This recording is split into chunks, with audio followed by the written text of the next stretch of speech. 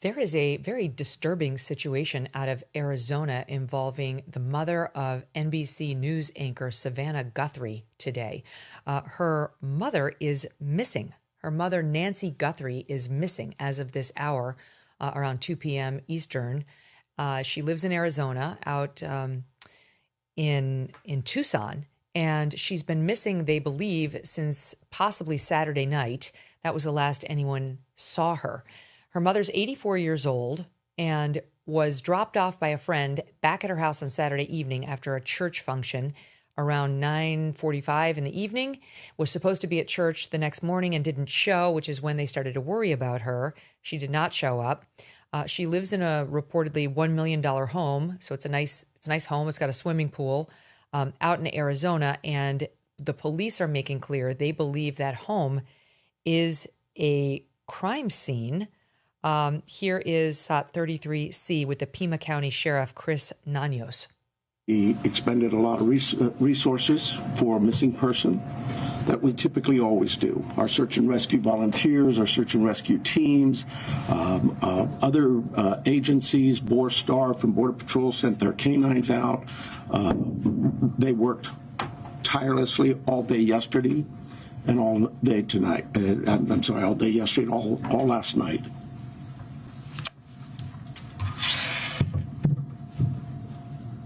To no avail.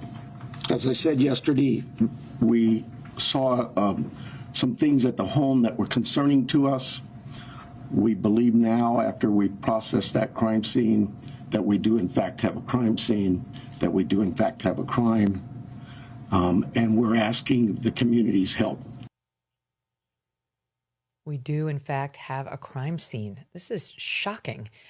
Joining me now to discuss it is Matt Murphy. He's a former federal prosecutor. And Matt, this sounds about as serious as it can get. That's the sheriff on camera saying she was 84. She did not have dementia. She had limited mobility, but saying whatever they see inside of that home has led them to determine that it is a, quote, crime scene. What do you make of that?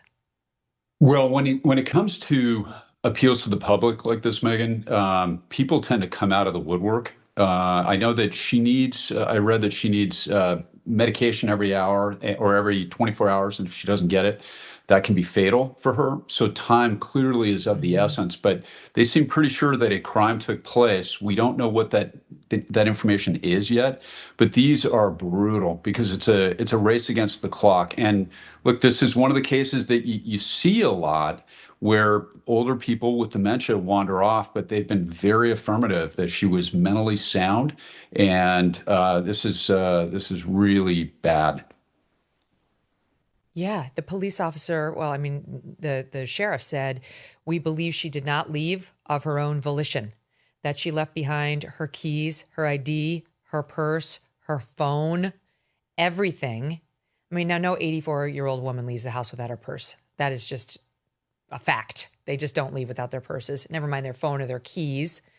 And so all of that is left behind, and there's something else in the house, I'm gleaning, that leads them to believe it is a, quote, crime scene, because he said there are other things at the scene that show she did not leave on her own. Maybe he's still referring to her belongings, but maybe there's something more.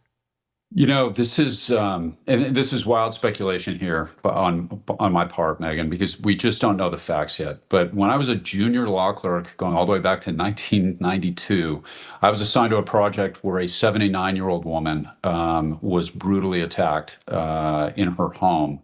And, you know, there is no real age limit to what sexual predators, and again, there's no evidence to support that other than I'm just sharing my own personal experience. Like, nobody ages out of that as being a potential victim, and it's. So if you were the prosecutor in this jurisdiction and they looped you in on where do we begin, you would not be ruling out sex predators. I mean, you would be looking at everyone. Be the first place I would look. It'd be the first place my detectives would look. Now, again, I don't know. We don't know the facts, but right when you start a career as either a police officer or a prosecutor or even the mental health field, this is the shocking reality to the most vulnerable among us, which are the very, very young and the very, very old. The way certain people will prey on them is it undermines your faith in humanity. As we've talked about before,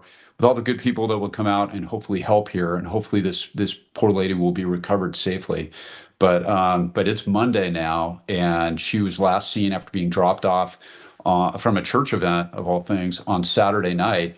And they are, it sounds like they are really desperate. And again, we don't know all the facts, but yeah, this does not look good. I worked homicide for 17 years, but I did 4 years of sex crimes too. And this has all the scary components of cases that don't end well.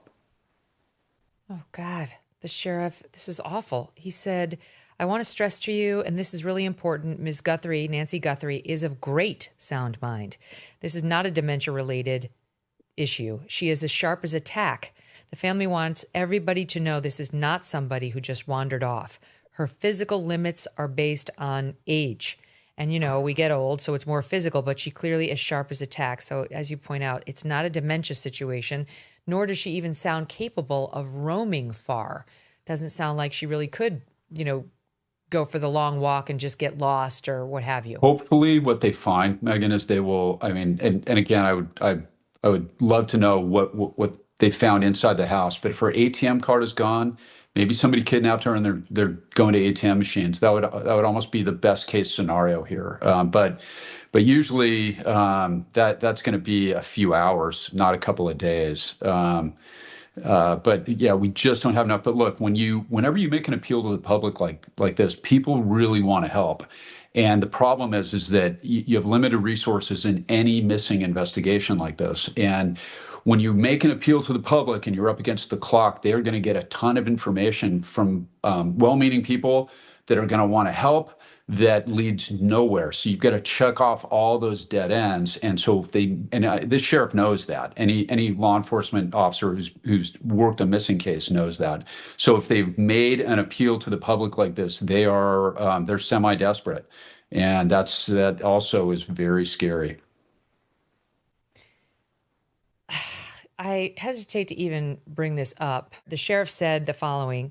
Hold on, my team just sent this to me. That the authorities are not aware of any threats against Savannah, who is in Arizona now. The FBI is aware of the case, and U.S. Customs and Border Protection is also assisting. Now, that's interesting, Matt, because it's so close to the southern border. But now, that's a different element. And also her neighbor, Nancy Guthrie's neighbor, said they saw her front door open, wide open. We hadn't really factored in the Mexican border situation. What would you be doing about that? Look, this is one of those things that I think the term is triggering for me. Okay. We have, and again, this is blind speculation. We just don't know enough. But that case I was just telling you about, this poor 79-year-old woman, what happened on that, her name was Mary Ward, and she was a 79-year-old Jehovah's Witness who was brutally raped in her home by a drunk immigrant. Okay, and this guy came up. He was a little bit older, and this is about sex offenders. This is not about politics. Okay, but there are a lot of places in Central America, particularly Guatemala, El Salvador, a lot of rural areas of Mexico, that are populated by incredibly wonderful, warm people who are also fiercely protective of their families. And what happens, and this is something that nobody talks about, Megan, they have a thing called linchamientos, which literally stands for the lynchings, because the good people in those areas don't want sex offenders around them any more than we do, and they're fiercely protective of their families, and they will run some of these guys out of town because they don't have functioning judiciary, and technology hasn't caught up with cooperation in law enforcement to the extent that hopefully it will one day. And that was a guy who came up. He was over 30 years old, Mr. Garcia, and we knew nothing about him. We knew nothing about his background. It was really hard to try to figure out. And the thing is, in that case, that woman was she was suffering from terminal cancer. Well, after she was raped, she engaged and experienced the classic symptoms of what is known as rape trauma syndrome, and she died in 31 days. So our task was, can we figure out a homicide liability theory here? And we eventually did. We charged him with murder, but the homicide unit passed on it, and it was tried by the sexual assault deputy, and it was an acceleration of death. It's like if your felony conduct accelerates somebody's death, should that be homicide liability? I believe very strongly it was. And look, personally, I've had really good experiences working with local authorities in places like Mexico and some other places in Central America, because we all agree sex offenders are the worst. And again, blind speculation here. I pray to God that that's not what happened here. But it is in a lot of these border towns in Southern California, it can be an issue just because we don't know who these people are when they come up. And the sex offenders, a lot of times, will get run out of their local towns, because if they don't, they'll get lynched. And nobody ever talks about this, but it's a real thing. It's been studied down there. And who could blame them? So these guys, they come north. I think the vast majority of people come up looking for a better life, like my ancestors did, but there are certain people that do come up that are running away from this. And as we know, sexual predators don't get better, and sometimes they go north. Now again, I know I'm going to piss off a bunch of people. Yeah, we don't have any reason to believe. Yeah, we don't have any reason to believe it. The audience. But you're asking me based on my experience, and this is how you would investigate. This is the first place my twisted, jaundiced brain goes after working those cases for 21 years. So I hope I'm wrong. Because he said that they've got homicide detectives involved. So why would they, he said that they have homicide detectives involved. We do, in fact, have a crime scene there. There are other things at the scene that show she did not leave on her own. So that is certainly suggesting she was kidnapped. She was taken in some way. I don't know, if kidnapped is the right word, but that she did not leave of her own volition, and she is missing. So that means another person was involved.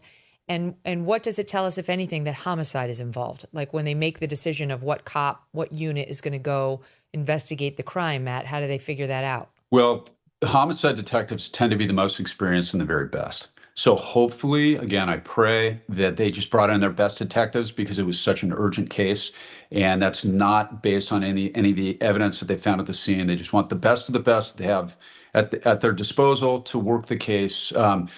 The fact that the FBI is involved, that's totally appropriate. By the way, Megan, I've had really good experiences on missing cases with working with the FBI. Those agents tend to be hyper intelligent, super dedicated, and really, really impressive police officers. The fact that we got which agency did you say? Border Patrol that's working it? Yeah. Yes. Also, U.S. Customs and Border Protection is also assisting. Yeah, that doesn't sound good. But the federal agencies, again, and they are fine. They're fine investigators, and we worked with them as well. I mean, I think I've worked with every federal agency that exists during my time as a prosecutor, especially when you try to repatriate Americans that have run or foreign nationals that have committed crimes in the United States. I've worked with everything from the Czechoslovakian border police, to the FBI, Mexican homicide units, and by and large, when you're talking about vulnerable old women, people really tend to forget the borders very quickly and work together, hopefully seamlessly, to solve this. I hope that's what's happening here, but this is this does not look good. I mean, it's possible that she, at 84, you can have a stroke pretty easily. Dementia's not something that hits you all of a sudden, but something could have happened. There could have been some sort of a neurological event that led her to wander in a way that was atypical of her. It could, without her keys, without her purse. Yep. Like that would be a good scenario if she is just wandering and lost. The other problem is, to your point on the border, Tucson's 75 miles from the border, from the southern border. It's very close. Now, she didn't walk 75 miles, but somebody easily could have driven up 75 miles. But the one thing we have going for us here, Matt, is that I think she had cameras. I read that there were cameras on her, in her home. Now, I don't know whether they were operational, but the neighbors are going to have a Ring camera. In today's day and age, somebody's got a camera on the house, or at least the neighborhood. They were asking for that publicly. That was one of the things. Now, if she did have cameras on her house, that may be why they're so sure that this was actually a crime. And look, my mom had a stroke, Megan, and she had a series of strokes that ultimately she passed away because of it a couple of years ago. But she started to wander, and and strokes do hit people suddenly. So hopefully it's something like that. But I did see the sheriff say that they were searching for her last night using thermal cameras. They were searching the area, and they met with negative results. International disputes, inflation, rising national debt, digital currency. There is a never-ending list of reasons that gold has risen over 700% in the last 20 years. And a never-ending list of reasons smart Americans diversify a portion of their savings into precious metals with Birch Gold Group. Gold can thrive during uncertainty, which is why it's a crucial part of a balanced strategy. It gives you peace of mind, given all the events that could impact the U.S. economy. See if holding gold in a tax-sheltered retirement account is right for you. Birch Gold can help you convert an existing IRA or 401k into an IRA in gold. Just text MK to the number 989898 to receive your free info kit on gold. There's no obligation, just useful information.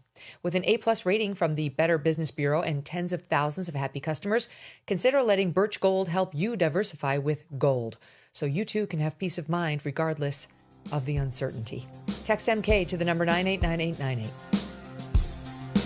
Thanks so much for watching. If you like what you just saw, hit the subscribe button for more clips and full episodes.